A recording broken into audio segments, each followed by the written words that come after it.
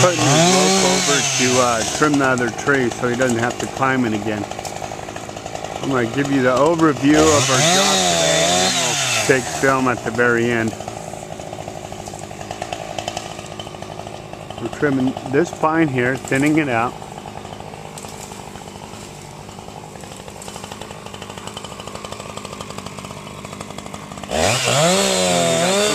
Other trees over here that we're going to thin out. I'll show you a different angle when I get over there.